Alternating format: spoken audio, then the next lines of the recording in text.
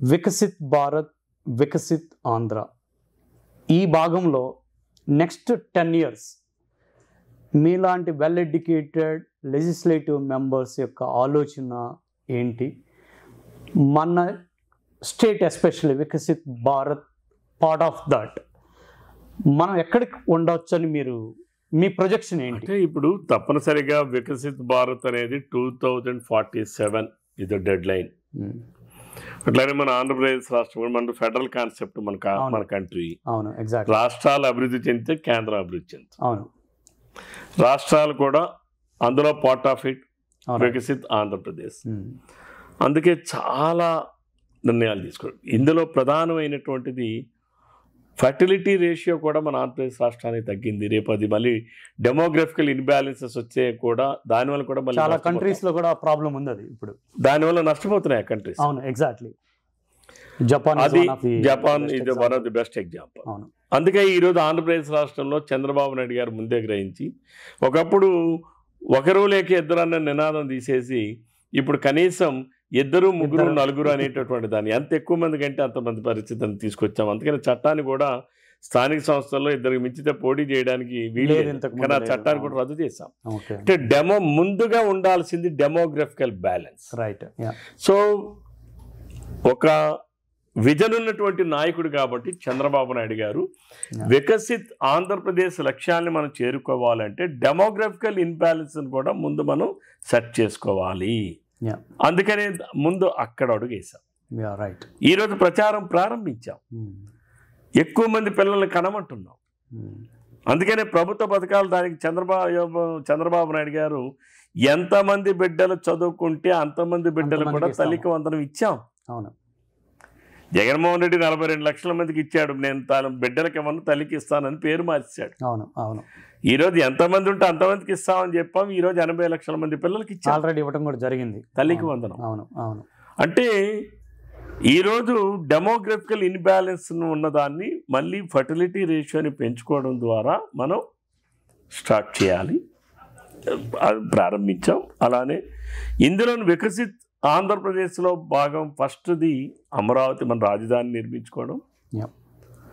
అలానే మనం ఏదైతే ఫైనాన్షియల్ క్యాపిటల్గా తీర్చిదిద్దుతాం అనుకునేటటువంటి విశాఖపట్నాన్ని దాన్ని చేయడం, సర్వీస్ సెక్టర్ని డెవలప్ చేయడం, టూరిజంని డెవలప్ చేయడం.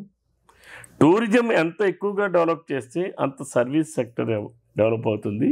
దానివల్ల ఎంప్లాయ్మెంట్ ఎక్కువగా దానంతట అదే క్రియేట్ అవుతుంది. రాయలసీమలో ఇండస్ట్రియల్ కారిడార్, అలాగే రాయలసీమలో ఇండస్ట్రియల్ కారిడార్స్ ఇటు కర్నూలు కావచ్చు, కడపలో స్టీల్ ప్లాంట్, అట్లానే ఈరోజు ports and airports and ports. ఈరోజు కొత్తగా ఎయిర్పోర్ట్ ఈరోజు కుప్పంలో, ఇప్పుడు మనం ఇంటర్నేషనల్ ఎయిర్పోర్ట్ భోగాపురం, మన అమరావతిలో కూడా ఇంటర్నేషనల్ ఎయిర్పోర్ట్ కోసం మళ్ళీ అక్కడ కార్యక్రమం. అలానే ఇప్పుడు శ్రీకాకుళం, కొప్పర్తి, అలానే ఇక్కడ మన కుప్పం, వీటి దగ్గర కూడా ఎయిర్పోర్టులు మళ్ళీ కొత్తగా నిర్మాణం. అట్లానే పోర్టుల నిర్మాణం, ఇటు Mulapeta port Srikakulam, Ramayapatnam port, Machilipatnam port, అట్లానే దుగ్గరాజపట్నం పోర్టు, ఇంకా చిన్న చిన్న పోర్టులు కూడా డెవలప్ చేయడం. ఇవన్నీ కూడా ఇన్ఫ్రాస్ట్రక్చర్ క్రియేషన్.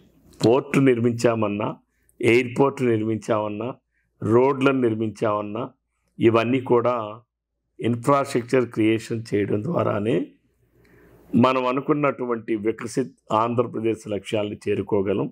మనం అనుకున్నటువంటి 2 మిలియన్ ఆల్మోస్ట్ ట్రిలియన్ డాలర్స్ మనం చేరాలి. అందుకనే ఆయన మన స్టేట్ వరకు నేను మాట్లాడేది మన స్టేట్ వరకు. అలానే ఆయన పెర్ క్యాపిటల్ ఇన్కమ్ ప్రతి ఒక్కరిది కూడా 2,56,000 అవ్వాలి. ఆ లక్ష్యాలని పెట్టుకొని ముందుకు వెళ్ళాలి అనేటటువంటిది ఒక టార్గెట్ ఓరియంటెడ్గా వెళ్తున్నారు. ఇవన్నీ జరగాలి అంటే ఇండస్ట్రియలైజేషన్ గ్రోత్ జరగాలి. ఇంతకు ముందే మనం అనుకున్నట్టు లోకేష్ గారు కూడా ఒక మీటింగ్లో చెప్పడం జరిగింది. పారిశ్రామికవేత్తలు ఒకే క్వశ్చన్ అడుగుతున్నారు, తిరిగి మరలా జగన్ వస్తే పరిస్థితి ఏంటి అని. Jagan never again. అన్ని పారిశ్రామికవేత్తలకి మీరు ఇచ్చే భరోసా ఏంటి? మీరు ఆ విధంగా ఎటువంటి ప్రణాళికల్ని తీసుకుంటున్నారు? ఇక్కడ ప్రణాళికలు ఏం అక్కర్లేదండి. ఇది డెమోక్రసీ. ప్రజలు బాగా తెలివైన వాళ్ళు, విజ్ఞానవంతులు, విజ్ఞులు. 2019లో ఒక అబద్ధాన్ని నమ్మి జగన్మోహన్ రెడ్డికి అధికారం ఇచ్చారు. అదే ప్రజలు 2024కు వచ్చేటప్పటికి బ్యాలెట్తో జగన్మోహన్ రెడ్డితో యుద్ధం చేశారు. మేము కాదు, ఇందాక మీరు అన్నారు మీరు యుద్ధం చేశారని. మేము కాదు యుద్ధం చేసింది, ప్రజలు యుద్ధం చేశారు బ్యాలెట్. మరో స్వేచ్ఛ కోసం జరిగినటువంటి పోరాటం నిన్న 2024 ఎన్నికలు. ఆ రోజు 1947కి ముందు జరిగింది స్వాతంత్ర పోరాటం, యుద్ధం. అది ఆ రోజు బుల్లెట్తో చేశారు. నిన్న జరిగినటువంటి 2024 ఆంధ్రప్రదేశ్ రాష్ట్రంలో జరిగినటువంటి సార్వత్రిక ఎన్నికల్లో ప్రజలు బ్యాలెట్తో జగన్మోహన్ రెడ్డి అనేవాడితో యుద్ధం చేశారు, స్వేచ్ఛ కోసం చేశారు. కాబట్టి మరలా ప్రజలు విజ్ఞానవంతులు, తెలివైన వాళ్ళు.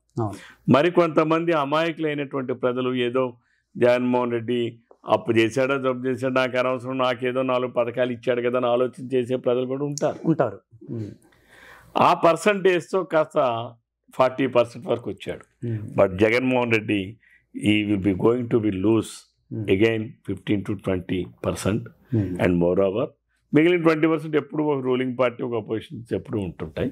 అసలు జగన్మోహన్ రెడ్డి అనేవాడు ఏ రకంగా, అసలు ప్రజాస్వామ్యతంగా మనకున్న చట్టాల పరిధిలోనే జగన్మోహన్ రెడ్డి అనే వ్యక్తి ఏ రకంగా ప్రజలకు వెళ్తాడు? అసలు వెళ్ళగలడు? ఎందుకంటే ఇన్ని పాపాలు చేస్తే, ఇన్ని స్కాములు చేస్తే ఇంకా జగన్మోహన్ రెడ్డి ఇంకా ప్రజల మధ్యకి వెళ్తాడా? దాన్ని ప్రజలు హర్షిస్తారా? అందుకనే చాలా గట్టిగా చెప్తున్నాం, మేము జగన్మోహన్ రెడ్డి అనేటటువంటి అరాచకవాదులు అసలు ప్రజలే రానివ్వరు. అందుకే మేము గట్టిగా చెప్తున్నాం. ఓకే, సో చివరిగా ముగించే ముందు ఒక చివరి ప్రశ్న అండి. జనసేన, తెలుగుదేశం పార్టీ, బీజేపీ మధ్య బంధం, దృఢమైన బంధం ఉంది ఇప్పటికీ. ముందు ఎలా ఉండబోతుంది? అండ్ మీ నియోజకవర్గంలో కూడా జనసేన, తెలుగుదేశం పార్టీ కార్యకర్తలు ఎలా కలిసిపోయి ఉన్నారు? ఇది ఒక రోల్ మోడల్గా అన్ని నియోజకవర్గాలు తీసుకోవచ్చా? మా అమరావతి నియోజకవర్గానికి వస్తే తెలుగుదేశం, జనసేన, భారతీయ జనతా పార్టీ ముగ్గురు ఒకే కుటుంబంలానే ఉన్నాం. అక్కడ నాకేమి వీళ్ళు జనసేన కార్యకర్తలు నాయకులని కానీ, లేకపోతే భారతీయ జనతా పార్టీ నాయకులు కార్యకర్తలు, లేకపోతే తెలుగుదేశం పార్టీ నాయకులు కార్యకర్తలు కానీ ఇక్కడ నాకు వేరే ఉండదు. ఎందుకంటే we're for people, right, we're for all.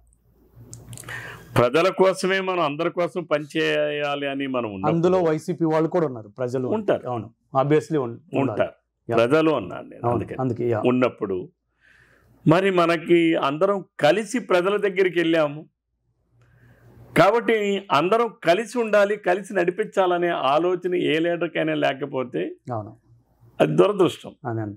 కానీ నాకు ఆ స్పృహ ఉంది, ఆ స్ఫూర్తి ఉంది. కాబట్టి నేను ఎప్పుడు కూడా అవసరం అనుకుంటే జనరల్గా ఒక్కొక్కసారి ఇంట్లో వాడికైనా బయట వాడికి ఎక్కువ ఇస్తూ ఉంటాం రెస్పెక్ట్. అలాగే నేను నా నియోజకవర్గంలో ఉన్నటువంటి మా జనసేన, మా కార్యకర్తలు వాళ్ళందరూ కూడా అందరూ పిల్లలు ఎక్కువ. అవునవును, ఎగ్జాక్ట్లీ. వాళ్ళు కానీ నాయకులను కానీ, అలాగే భారతీయ జనతా పార్టీ నాయకులు కానీ సొంత ఇంకా తెలుగుదేశం పార్టీలో ఉన్న కేడర్ కానీ ఎక్కువగా వాళ్ళని అభిమానించి ఎవరు ఏ పని మీద వచ్చినా సరే ఆ పని చేయడానికి పూర్తి స్థాయిలో ఎప్పుడు పనిచేస్తూ ఉంటాను, ప్రయత్నం చేస్తుంటాను. అద్భుతం అండి.